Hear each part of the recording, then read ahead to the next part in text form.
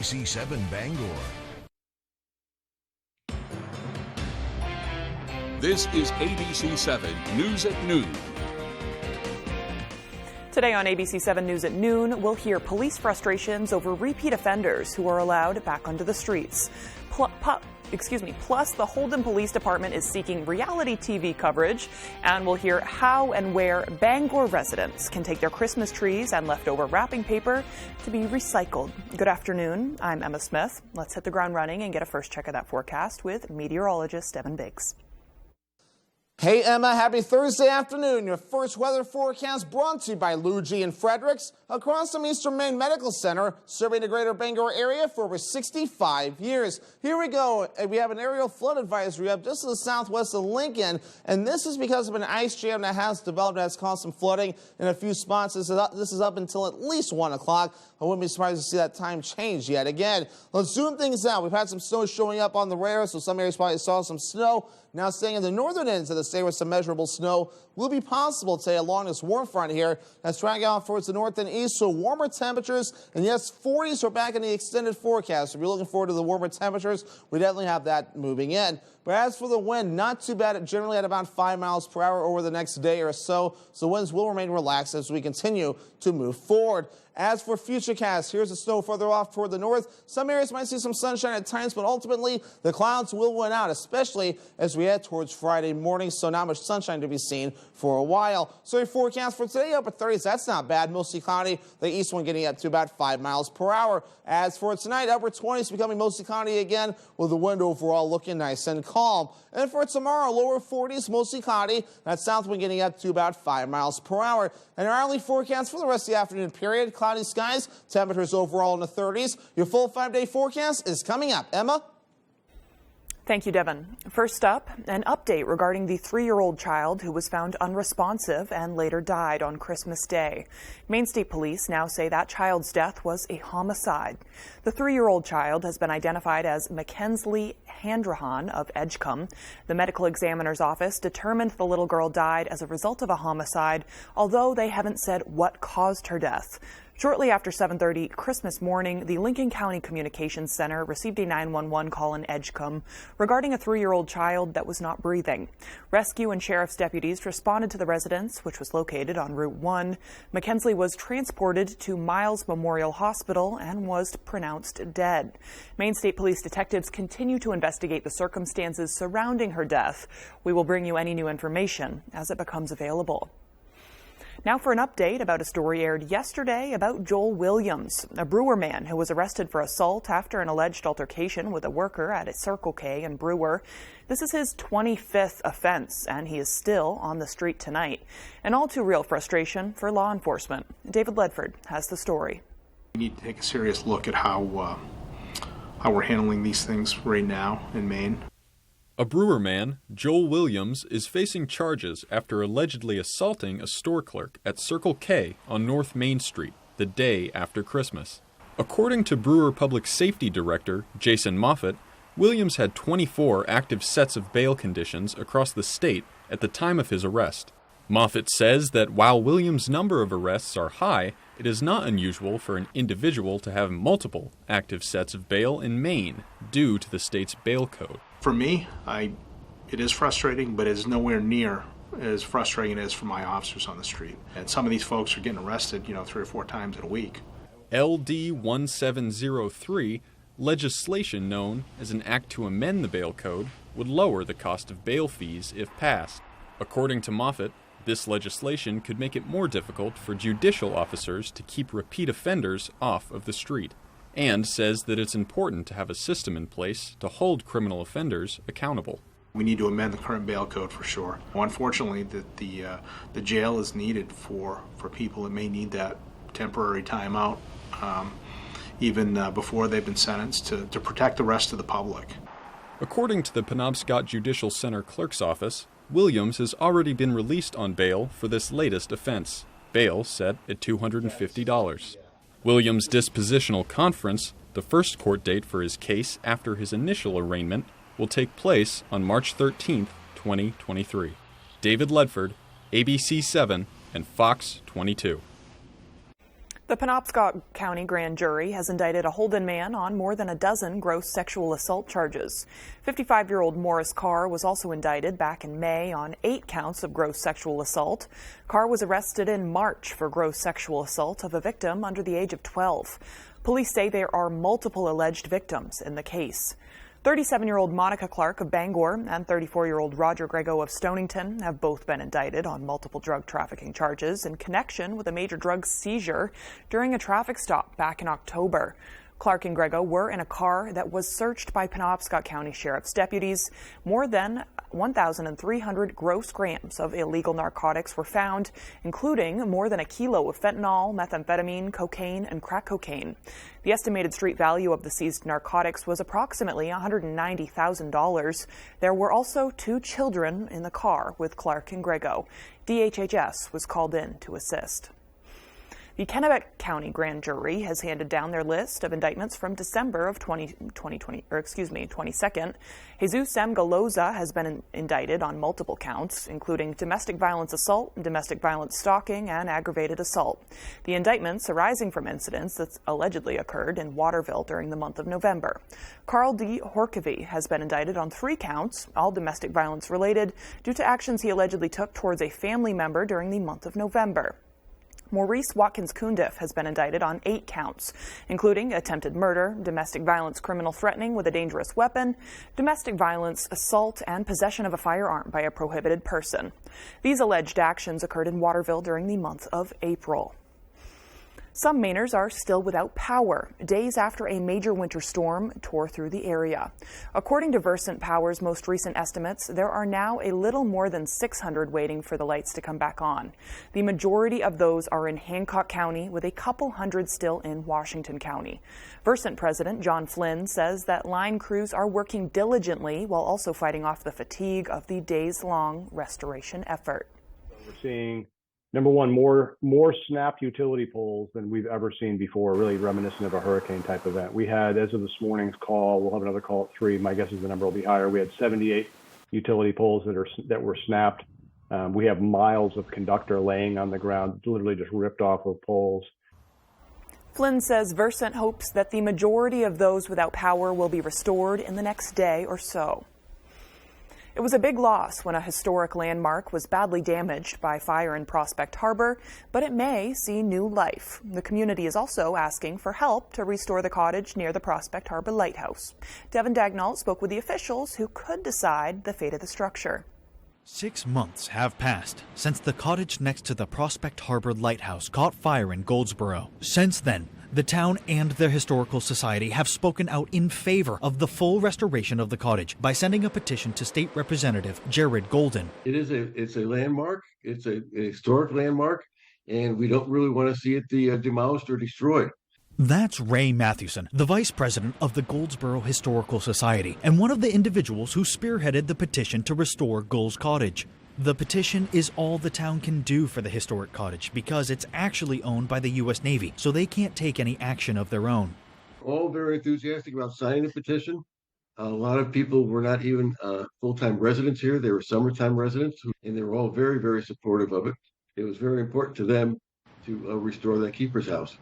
Recently, the Historical Society was given hope when workers began constructing a temporary roof over the cottage. When we reached out to the Navy to ask if any decision had been made for the cottage, Jeremy Lambert of the Portsmouth Naval Shipyard responded by stating, "The Navy's decision on the future of Gull Cottage has not been made."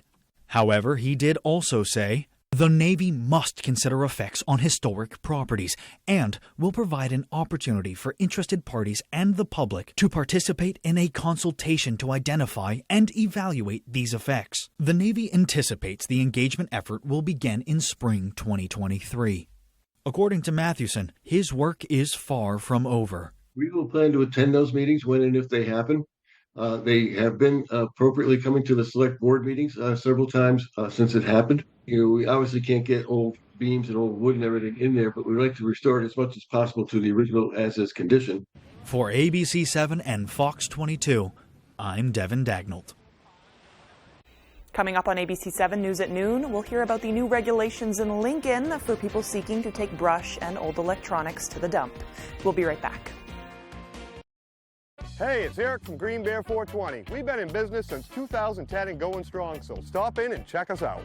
We specialize in glass art by over 100 local artists and even have live glass blowing. Plus, we carry incense, novelties, t-shirts, and hard-to-find items. We have tons of local products for the tie-dye wearing person in your circle of friends. Come see us at 531 Moosehead Trail in Newport. And remember, Green Bear 420, it's not just a store, it's a lifestyle. Living in Maine means long, cold winters and hot, humid summers. Whatever the weather, Bangor Heat Pumps is your solution. Open 24/7, Bangor Heat Pumps takes care of you at home or at work. We operate statewide and service all brands and models. Understanding moving can be stressful. We will help move any units you may have. We offer a veterans discount in our home with a Capeless Hero discount. Visit us online at BangorHeatPumpsLLC.com or call or text us at 307-7746. Bangor Heat Pumps. Sometimes big truck accidents can result in big case settlements. These are just some of the big case results I fought to get my clients. If a big truck hurts you, we'll make them pay you every single dollar you deserve for your injuries. I'm Jim with Lowry & Associates. If you've been hurt by a big truck, call the twos. We win for you. Hurt by a big truck? Come out on top. Call the twos. Call 222-2222. I had this car checked out before selling it, and there was nothing wrong with the car. Well, I didn't think that there was a coolant leak. Coolant was clearly leaking. That's not a leak. Literally, it's like just squirting. It's just squirting? That's exactly what a leak is. Hot Bench. Thursday at 3 on ABC7. How do you figure that it's not your fault? If not yours, then whose? Marilyn Millian. Look, miss. Don't call me miss, it's Judge. Well, Miss Judge. Not Miss Judge, just Judge. The People's Court. I like your style, Judge. All this week at 4 on ABC7.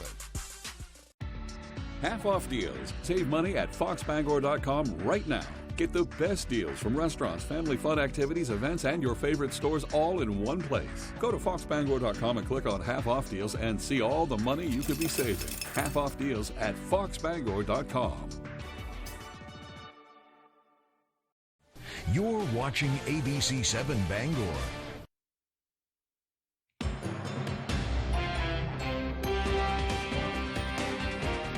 Welcome back to ABC7 News at Noon. I'm Emma Smith.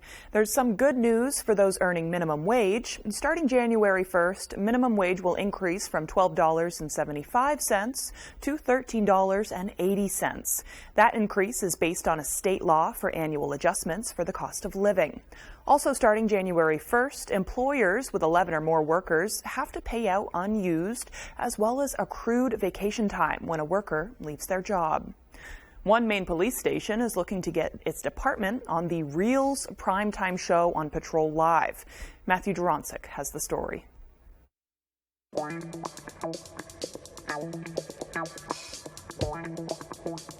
In the town of Holden, Police Chief Chris Greeley always comes up with unique ideas to help give back to the community. And this time he is taking it to a new level. Holden PD going to national TV. I just thought it would be fun to maybe get a shout out from this police-focused TV show and raise money for charity at the same time.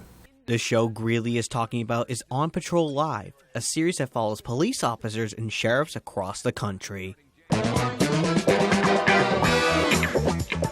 We're a very busy little police department. Last month we dealt with 276 different things in 1 month. Last year we had a record of 412, we call them arrests. They're basically 412 times we dealt with a criminal case where somebody was charged. That's a high number for a town with a population of 3,200 people.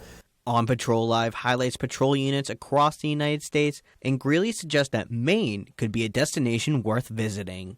Geographically, they've not been to this part of the country. I think that's one thing that might interest them. Secondly, we're a very proactive police department. My officers are out there very diligently arresting people who are wanted and getting OUIs and responding to crimes, and then charging people. However, Greeley says what separates other departments from his is how the officers protect and serve. They really take the service to a different level. But we also do public relation things, I think, that a lot of police departments don't do. 25 Days of Kindness, we raised over $26,000 this year, and so far we've given away over $19,000 in cash to people in Holden mostly. A police department that is not only community-centric, but fun to be around, Greeley has a message for the directors of On Patrol Live.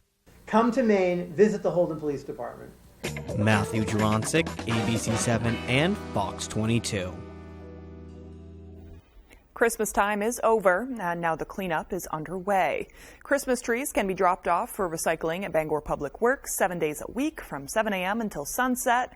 If you don't have a vehicle, you can put them out for curbside pickup starting January 3rd. And we accept those just as long as they're cleaned and they don't have any metal stuck to them. He says now that Bangor is using the bin system for trash, it can be difficult to get all the holiday items in the bins.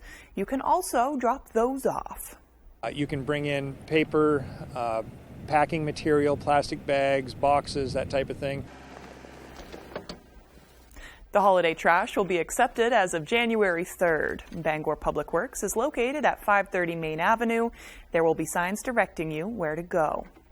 And if you're not a Bangor resident, just check in with your own municipality. I'm pretty sure everybody has a way to get rid of their Christmas tree thanks to their town. And coming up on ABC 7 News at noon, we'll hear from the latest from the mayor of Buffalo in regards to how the cleanup efforts are going in Western New York. We'll be right back. Portal Call in Bucksport is closing its doors after 17 years in business. All inventory is on sale, including Christmas jewelry, pajamas, socks, imports, including Harris tweed handbags, wallets and purses from Scotland, woolen scarves from Ireland, gloves, alpaca socks, scarves and hats. Also, all fragrance gifts, including Inish fragrances from Ireland, Man Bar soaps, hand-painted silk scarves, plush toys, sleep hoodies, and so much more. Perfect for Christmas shopping. Portal Call, 69 Main Street, Bucksport. Luna Family Auto Sales is a locally owned business run by a husband and wife team. Here at Luna Family Auto Sales, we combine our passion for cars with providing service to the community and local economy. Featuring no dark or hidden fees at all, we offer financing for all credit types and service everything we sell. Check out our website at lunafamilyautosales.com. Or come in and say hi. We'd love to meet you and introduce ourselves. Luna Family Auto Sales, 649 Stillwater Ave, Old Town. The biggest sale of the year starts right now, and it's only at the Furniture Gallery. Huge discounts everywhere during our year-end blowout sale. Recliners starting at $299. Queen mattresses also $299. And sectionals as low as $699. Save up to 75% off brand names like Ashley, Lane, Serta, Simmons, Nectar. You won't see these savings again, so don't miss your chance to purchase that special item now. Support our main family-owned business and save money. The Furniture Gallery in Augusta, Bangor, Gorham, Newport, and North Windham. You have an allegation that he stole your property. After his own questionable story. Would you mind telling me why you told the police that you saw the defendant going through your bag? And the words of his witness. You know Mr. McNeese for how long? Give or take probably like a year. I don't even know that guy. He wasn't even there that night. Will he finally cross the line? You don't look like a stupid young man. But he is. Hey. Next, Judge Judy. Thursday at 5, only on ABC 7. This week on Wheel, watch the year-end with enthusiasm. Over the soul pack! Why are we yelling? Woo! My lovely earrings were made by my friend Kyle, a lifelong fan of Vanna's. Sure, Vanna will be expecting a pair of earrings in the mail. Something's happening! Happy New Year, everyone! Happy New Year! Weekdays at 7 on ABC 7.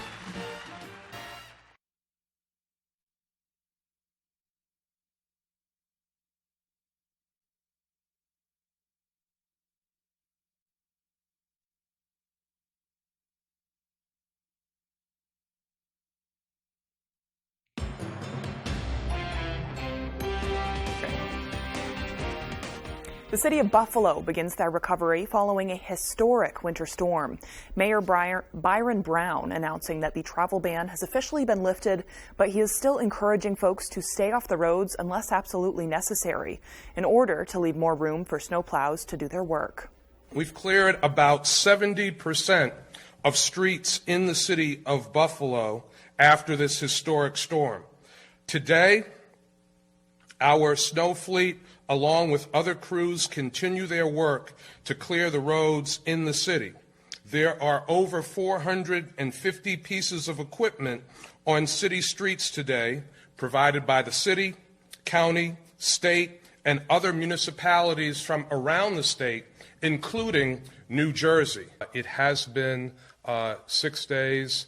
Some people have not been able to restock groceries, to restock medications, to get to medical appointments, and being able to lift the travel ban safely now will allow people to do those important things.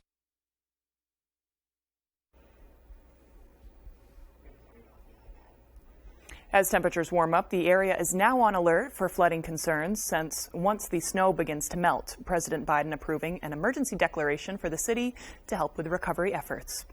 And more locally now, the town of Lincoln has announced the transfer station will start charging dumping fees for certain items due to increased operation costs. Starting on January 2nd, there will be a $5 fee for pickup truck loads and trailer loads of brush and $10 for dump trucks. There will also be a $1 fee for each electronic item that needs to be dumped. And your full forecast with Evan Biggs is coming right up. Alrighty, happy Thursday afternoon. Your full weather forecast brought to you by Scott's Recreation, New England's largest trailer dealer, home of Maine's lowest camper and tractor prices, with locations in Turner, Manchester, Herman, and Orono, Maine. Here we go. This is an aerial flood advisory up until about 1 o'clock this afternoon. It might get changed again. This is as a result of an ice jam that's just to the south and west of Lincoln, and we've seen this box expanded just a bit, so be careful if you're in that area. But we also have a little bit of snow that's tracking off towards the north and east. We've had a little bit in the southeastern parts of the state as well, but overall, we will be seeing a mostly cloudy sky for us today as the snow will stay further off toward the north. And this is courtesy of a warm front located right about in here that's tracking off towards the north and east. So that means some warmer temperatures. And yes, 40s are on the way. So if you love 40s, we have those to look forward to later on. So futurecast of snow will be tracking off towards the north and east. Maybe a few breaks in the clouds from time to time too. But however, we're going to be holding on to the clouds for the next several hours. And even as we head towards Friday, it is that time of the year where we tend to stay cloudy a little bit more. And we will be holding on to that moving forward.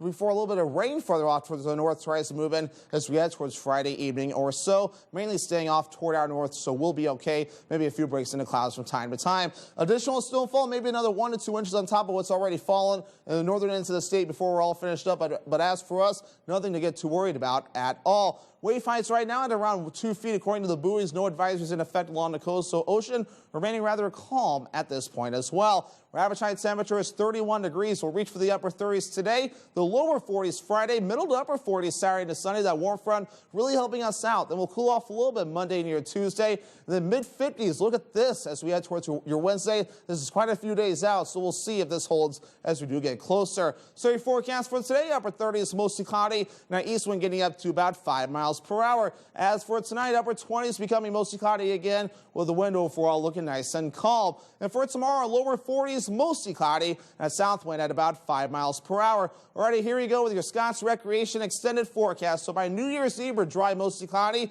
highs in the mid-40s, upper 40s on Sunday, New Year's Day, with chances for rain. We're dry again on Monday, partly cloudy, highs in the low 40s. And when we return, we'll have a recap of the major news stories from May and June. We'll be right back.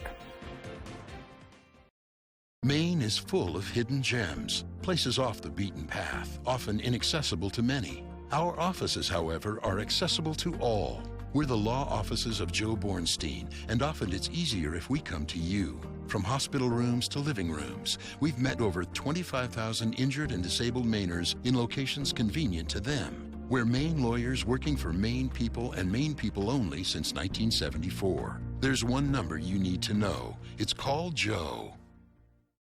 When the Granite Shop wants to know the weather on MDI, they log on to foxbangor.com. At the Granite Shop in Sedgwick and in Trenton, we have more inventory than all other shops in the state combined. Fastest turnaround, too.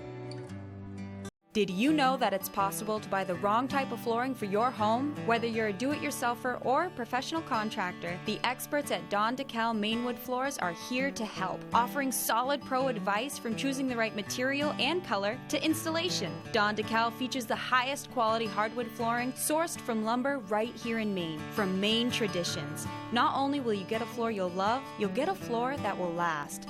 Don DeKalb Mainwood Floors, buy from the best, forget the rest.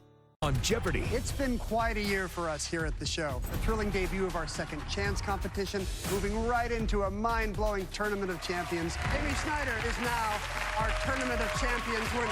It's also been quite a year for Super Champions. Chris Panullo now ranks in the top 5 all-time for Jeopardy winnings. Now, this week on Jeopardy, can current champ Ray Lalonde become a Super Champ too? Everybody's off and running, Ray. Well, let's do a true daily double then. All this week at 7:30, only on ABC7. Trent. Will Trent. Name? Special Agent Will Trent. Will can teach you to see things that no one else does. I bet I can solve this tonight. He's good police. And he's objectively hot. Boom. Will Trent premieres January 3rd on ABC.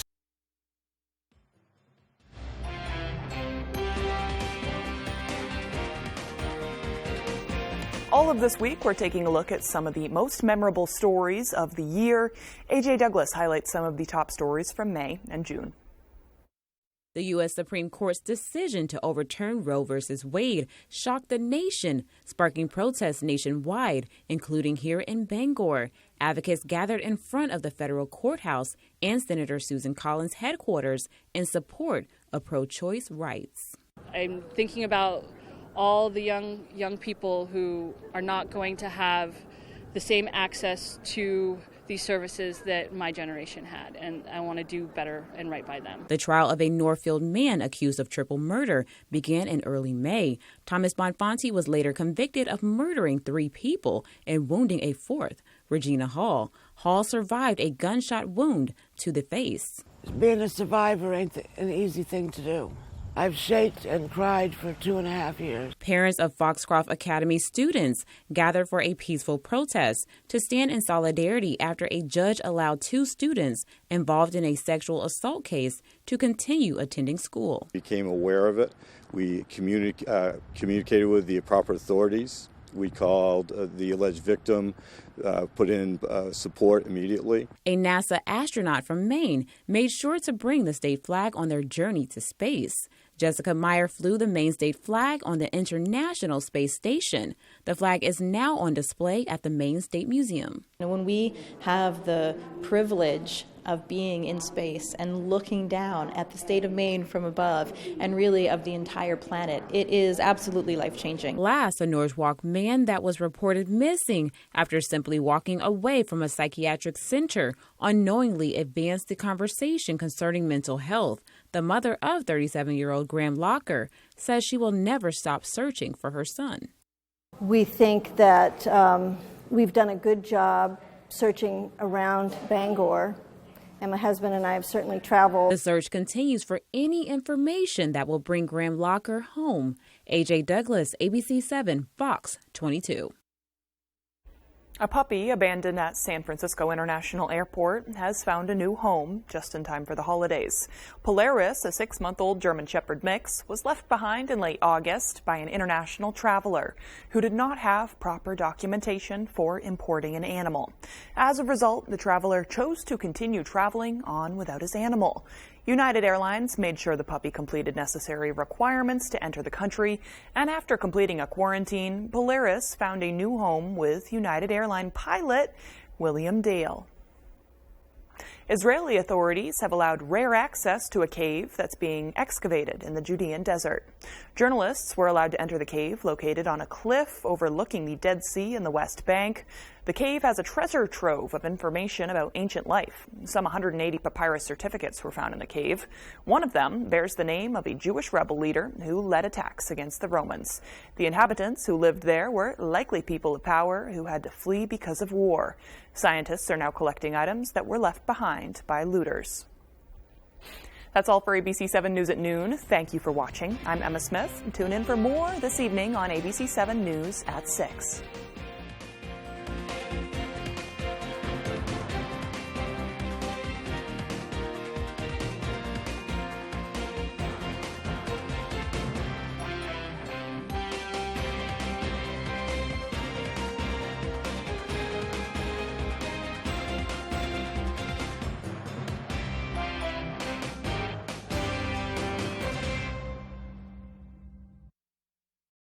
New Year's Eve magic is in the air from the happiest place on earth to Times Square. Join me and my co-host Billy Porter, Sierra, D-Night,